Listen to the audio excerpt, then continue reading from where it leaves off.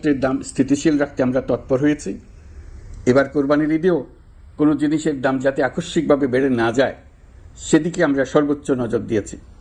ফলে এবার আলু, পেঁয়াজ, ডিম, চিনি, শাকসবজি, তরিতরকারি ও মশলাসহ অধিকাংশ পণ্যের দাম গত বছরের তুলনায় কমেছে।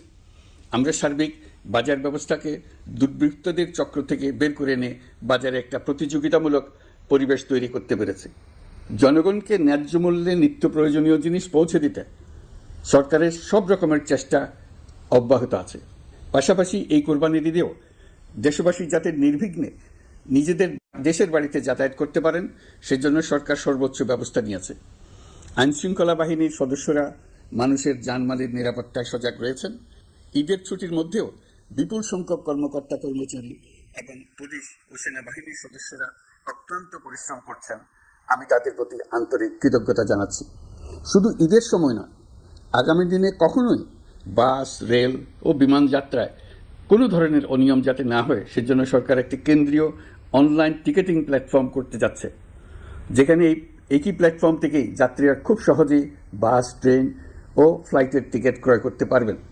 একই রকমভাবে সব ধরনের সরকারি সেবা যাতে জনগণের দোরগোড়ায় পৌঁছে যায় সেজন্য নাগরিক সেবা বাংলাদেশ এই নামে একটি সেন্টার পরিচালিত হচ্ছে। দেশের সর্বত্র শহরে, হাটে বাজারে তরুণ তরুণীদের মাধ্যমে বেসরকারি ব্যবস্থাপনায় সার্ভিস সেন্টার স্থাপনের কাজ শুরু করেছে। এটি ঢাকা শহরে কয়েকটি সেবা কেন্দ্রের মাধ্যমে শুরু হয়েছে। প্রশিক্ষণপ্রাপ্ত স্থানীয় তরুণ উদ্যোক্তারা নাগরিক সেবা কেন্দ্র থেকে সাধারণ নাগরিকদের এনআইডি, পাসপোর্ট, লাইসেন্স, পুলিশের কাছে জিডি করা, কর ফাইলিং করা সহ বিভিন্ন সরকারি ডিজিটাল সেবা দেবেন। এর ফলে দালাল চক্রের খপ্পর থেকে মুক্তি পাওয়া যাবে। নানা রকম হয়রানি ও ভোগান্তি কমবে বলে আমরা আশাবাদী। এই প্রজেক্ট শূন্য বাজেটে আমরা শুরু করেছি। দেশের বিদ্যমান অব্যবহৃত সম্পদ ব্যবহার করেই সামনে এগিয়ে চলা সম্ভব, এটাই আমরা বাস্তবে করে দেখার চেষ্টা করছি। আমাদের চেষ্টা হচ্ছে প্রতিটি মন্ত্রণালয় থেকে যতগুলি সেবা এর আওতায় আনা যায় সবগুলোকে নিয়ে আসা। আমরা চেষ্টা করছি যাতে শিশু জন্মগ্রহণ করা মাত্রই তার জন্ম সনদ পেয়ে যায়। ওটাই হবে তার নাগরিক স্বীকৃতি এবং রাষ্ট্র কর্তৃক তার দায়িত্ব গ্রহণের অঙ্গীকার। ওইখান থেকেই যাবতীয় সকল সনদ সে তার নাগরিক অধিকার হিসেবে ক্রমাগতভাবে সম্মানের সঙ্গে পেতে থাকবে। এক অফিস থেকে আরেক অফিসে তার দৌড়াতে হবে না, দালালের পেছনে মাসের পর মাস ঘুরতে হবে না। বিদেশ সফরে গেলে সেখানকার প্রবাসী বাংলাদেশিরা প্রায় আমাদেরকে সরকারি সেবা পেতে নানা রকম দুর্ভোগের কথা জানান। প্রবাসীদের জন্য বিদেশে তাদের নিজ নিজ শহরে আমরা বেসরকারি উদ্যোগে পরিচালিত নাগরিক সেবা কেন্দ্র স্থাপনের উদ্যোগ নিচ্ছি। সেখান থেকে তারা পাসপোর্ট নবায়ন, জাতীয় পরিচয়পত্র ইত্যাদি সংগ্রহ করতে পারবেন। এগুলো কঠিন কাজ, এগুলোকে কঠিন করা হয়েছে, কিন্তু এখন সরকারের অভ্যন্তরে সাহসী ও উদ্যোগী সিনিয়র সচিব এবং ডিজিদের সহযোগিতায় অন্তর্বর্তী সরকারের মেয়াদকালে আমরা এটা সমাপ্ত করতে বদ্ধপরিকর। প্রিয় দেশবাসী, আপনারা জানেন ঐতিহাসিক অভ্যুত্থানের পর এই সরকার যখন দায়িত্ব গ্রহণ করে তখন দেশের অর্থনৈতিক অবস্থা ছিল ভয়াবহ। ভয়ঙ্করভাবে যুদ্ধবিধ্বস্ত দেশের অর্থনীতিও এতটা খারাপ থাকে না যতটা খারাপ করে দিয়েছে 16 বছরের লাগামহীন লুটপাটতন্ত্র। আশার বিষয় হচ্ছে শুধু ব্যাংক নয়, প্রত্যেকটি আর্থিক প্রতিষ্ঠান এখন ঘুরে দাঁড়িয়েছে। জনগণের আমানত এখন নিরাপদ। অর্থনীতির অধিকাংশ সূচক ইতিবাচক ধারায় ফিরে এসছে। আমাদের অর্থনীতির ইতিবাচক ধারা বিদেশি বিনিয়োগকারীদেরকেও আকৃষ্ট করছে। বৈদেশিক মুদ্রার রিজার্ভ শূন্যে নেমে যাওয়ার ভয়ে পতিত সরকার বিদেশি ব্যবসায়ীদের আয় নিজ দেশে নিতে দিচ্ছিল না। আমরা সেটা নিরসন করেছি। বৈদেশিক মুদ্রার রিজার্ভকে ইতিবাচক অবস্থায় নিয়ে আসতে পেরেছি। এই অর্থ বছরে আমরা চেষ্টা করেছি এমন একটি বাজেট দিতে যা সত্যিকার অর্থে জনকল্যাণমুখী হয়। দেশের ইতিহাসে প্রথমবারের মতো একটি বাজেট তার আগের বছরের চেয়ে ছোট হয়েছে। প্রবৃত্তি কেন্দ্রিক ধারণা থেকে সরে এসে আমরা চেষ্টা করেছি সামগ্রিক উন্নয়নের ধারণায় জোর দিতে। এই বাজেট প্রথাগত ভৌত অবকাঠামো তৈরির খতিয়ান নয়। এই বাজেটে প্রাধান্য দেওয়া হয়েছে মানুষকে। নজরদারি বৃদ্ধির ফলে রপ্তানি আয় বেড়েছে। অর্থনীতির দুঃসময়ে আমাদের প্রবাসী ভাই বোনেরা রেমিটেন্স যোদ্ধা হিসেবে এগিয়ে এসছেন, যার ফলে রেমিটেন্স প্রবাহ উল্লেখযোগ্যভাবে বৃদ্ধি পেয়েছে। আমি জাতির পক্ষ থেকে সকল রেমিটেন্স যোদ্ধাকে কৃতজ্ঞতা জানাচ্ছি। স্বৈরাচারী সরকারের পতনের পর অর্থ পাচার রোধে কঠিন পদক্ষেপ নিয়েছে অন্তর্বর্তী সরকার। এছাড়া পুরনো আমদানির দায় পরিশোধ হওয়ায় বৈদেশিক মুদ্রার রিজার্ভের উপরও চাপও কমেছে। রাজস্ব আদায় বাড়ানোর জন্য পূর্ব ঘোষণা অনুযায়ী জাতীয় রাজস্ব বোর্ড এনবিআর ভেঙে অর্থ মন্ত্রণালয়ের অধীনে রাজস্ব নীতি বিভাগ এবং রাজস্ব ব্যবস্থাপনা বিভাগ নামে দুটি স্বতন্ত্র বিভাগ প্রতিষ্ঠা করা হয়েছে। এটি একটি বড় কাঠামোগত সংস্কার। এই সিদ্ধান্তের ফলে বিশাল আকারের দুর্নীতি কমবে, রাজস্ব ব্যবস্থার দক্ষতা বাড়বে, স্বার্থের দ্বন্দ্ব কমবে এবং রাজস্ব আহরণের আওতা সম্প্রসারিত হবে। অর্থনীতি সহ বিগত মাসগুলোতে সরকারের প্রত্যেকটি মন্ত্রণালয় ছোট বড় বহু সংস্কারের উদ্যোগ নিয়েছে। মোট 54টি মন্ত্রণালয়ে 1000-এর উপরে সংস্কার ও উন্নয়ন সংক্রান্ত পদক্ষেপ নেওয়া হয়েছে। এর পাশাপাশি আমরা যে সংস্কার কমিশন করেছিলাম তাদের সুপারিশের মধ্য থেকে আশু করণীয় সুপারিশগুলো দ্রুত বাস্তবায়নের জন্য মন্ত্রণালয়গুলো কাজ করে যাচ্ছে। মে মাস পর্যন্ত বিভিন্ন সংস্কার কমিশন থেকে প্রাপ্ত সুপারিশের ভিত্তিতে 54টি মন্ত্রণালয়ে 129টি সুপারিশ বাস্তবায়ন করা হয়েছে। এই সকল সংস্কার কাজের মধ্যে কয়েকটি চুম্বক অংশ আজ আপনাদের সামনে তুলে ধরতে চাই। আইন ও বিচার বিভাগ মোট 33টি গুরুত্বপূর্ণ সুপারিশ ইতিমধ্যে বাস্তবায়ন করেছে। এর মধ্যে উল্লেখযোগ্য হল ইন্টারন্যাশনাল ক্রাইমস ট্রাইব্যুনাল অ্যাক্ট 1973 সংশোধন ও পুনর্গঠন করে আইনটি আন্তর্জাতিক মানের সাথে সামঞ্জস্যপূর্ণ করা। বিচার বিভাগীয় সংস্কার কমিশনের প্রস্তাব অনুযায়ী সুপ্রিম কোর্ট বিচারক নিয়োগ অধ্যাদেশ 2025 প্রণয়ন ও জারি করা হয়েছে।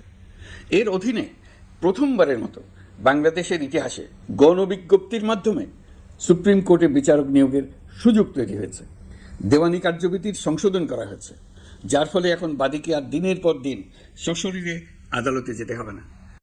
এক একটি দেওয়ানি মামলা নিষ্পত্তি হতে আগে যত সময় লাগত, এই সংশোধনের ফলে সময়সীমা অর্ধেকে কমিয়ে আনা সম্ভব হবে বলে আমরা মনে করছি। দেশের 1000-এর বেশি অবকাঠামো এবং প্রতিষ্ঠানের নাম পলাতক প্রধানমন্ত্রীর বাবা, মা, ভাই, বোন, আত্মীয় স্বজনের নামে প্রতিষ্ঠিত করা হয়েছিল। তার মধ্যে ছিল সেনানিবাস, বিমানঘাঁটি, নৌবাহিনীর জাহাজ, মেগা সেতু, সড়ক, স্থাপনা, স্কুল, কলেজ, বিশ্ববিদ্যালয়, হাসপাতাল, গবেষণা কেন্দ্র, আরও বহু কিছু। এগুলো সব নাম পরিবর্তন করা হয়েছে। নারী ও শিশু নির্যাতন দমন আইন সংশোধন করা হয়েছে। প্রবাসী ভাই বোনদের অনেক দিনের দাবির পরিপ্রেক্ষিতে পাওয়ার অফ অ্যাটর্নি বিধিমালা সংশোধন করা হয়েছে। এখন পুরনো পাসপোর্টে নো ভিসা রিকোয়ার্ড স্টিকার থাকলে কিংবা জন্মসনদ থাকলে বিদেশ থেকে পাওয়ার অফ অ্যাটর্নি সম্পাদন করতে পারবে।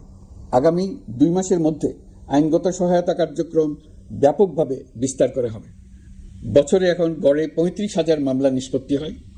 আমাদের লক্ষ্য এটিকে 2 লক্ষ মামলায় উন্নতি করা। মামলা দায়েরের 48 ঘন্টার মধ্যেই যাদের বিরুদ্ধে মামলার কোনো ভিত্তি নেই তাদের বাদ দেওয়ার ব্যবস্থা করা হচ্ছে। আমরা সর্বোচ্চ চেষ্টা করেছি দেশের মানুষকে লুটপাট তন্ত্র থেকে বের করে আনতে। আপনারা জানেন বিগত 16 বছরে উন্নয়নের নামে মেগা প্রকল্প নিয়ে কী পরিমাণ লুটপাট হয়েছে। মেগা প্রকল্পগুলো যেন হয়ে উঠেছিল মেগা ডাকাতির প্রকল্প। আমরা দায়িত্ব গ্রহণের পরপরই বিভিন্ন উন্নয়ন প্রকল্প পুনরায় মূল্যায়ন করে দেখেছি যে প্রায় সব প্রকল্পেই ভৌতিক ব্যয় ধরা হয়েছে। শুধুমাত্র সড়ক, পরিবহন ও মহাসড়ক বিভাগ, সেতু বিভাগ, রেল মন্ত্রণালয়, বিদ্যুৎ বিভাগ, জ্বালানি ও খনিজ সম্পদ বিভাগ, এই 5টি বিভাগে ব্যয় সংকোচ করা হয়েছে 46,308 কোটি টাকা। এই টাকা দিয়ে জ্বালানি খাতে সমস্ত বকেয়া মিটিয়ে দিয়ে বকেয়ার পরিমাণ শূন্যে নামিয়ে আনা হয়েছে। বৈদেশিক ঋণ পরিশোধ করে সব ধরনের ঋণের ফাঁদ থেকে বেরিয়ে আসা আমাদের অগ্রাধিকার। দেশে বিনিয়োগ বাড়ানো ও নতুন কর্মসংস্থান তৈরিতে আমাদের গুরুত্ব দিতেই হবে।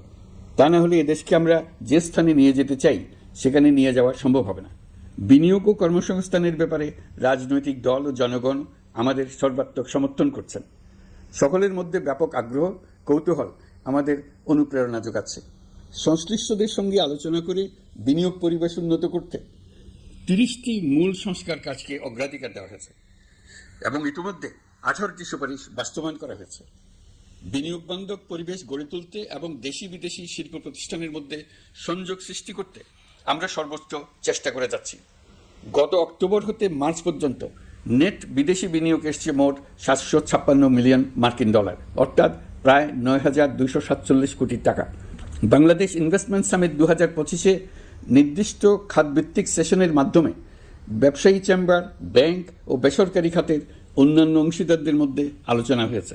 ইনভেস্টমেন্ট সামিটে বিদেশি বিনিয়োগকারীরা ও রাজনৈতিক দলগুলোর মধ্যেও আলোচনার জন্য আলাদা ব্যবস্থা রাখা হয়েছিল, যাতে করে পরবর্তীতে যে দলই ক্ষমতায় আসুক না কেন তারা যেন বিনিয়োগ বান্ধব বাংলাদেশ গড়তে নিজেদের প্রতিশ্রুতির কথা জানাতে পারেন। সম্প্রতি চীনের বাণিজ্যমন্ত্রী চীনের 100টি কোম্পানির প্রায় 150 বিনিয়োগকারী ও ব্যবসায়ী নিয়ে বাংলাদেশে এসছেন। আমরা আশা করছি খুব দ্রুতই বড় আকারের বিদেশি বিনিয়োগ দেখতে পাব। সম্প্রতি আমি চীন, কাতার, জাপান সহ কয়েকটি দেশ সফর করেছি। এসব সফরেও বিভিন্ন বৈঠকে বাংলাদেশের অর্থনৈতিক সম্ভাবনা অগ্রগতির কথা তুলে ধরেছে। দ্বিপাক্ষিক বাণিজ্য বিনিয়োগের বিষয়ে ফলপ্রসূ আলোচনা হয়েছে। আরও বেশি সংখ্যক বাংলাদেশি যাতে বিদেশে কর্মসংস্থানের সুযোগ পায় সে চেষ্টা করেছি।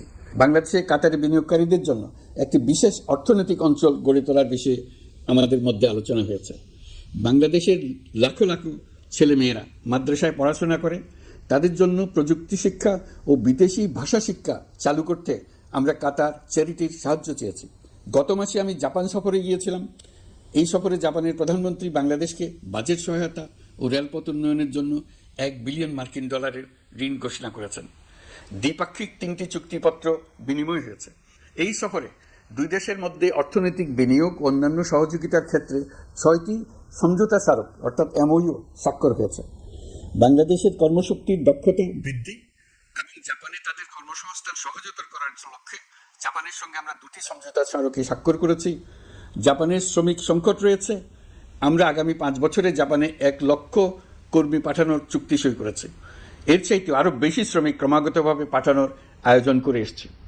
প্রিয় দেশবাসী, 1971 সালে বাংলাদেশ স্বাধীন হওয়ার পর অর্থনৈতিকভাবে আমাদের যে উন্নতির শিখরে থাকার কথা ছিল, বিশ্বের কাছে মাথা উঁচু করে দাঁড়াবার কথা ছিল, সেই উচ্চতায় আমরা পৌঁছতে পারিনি।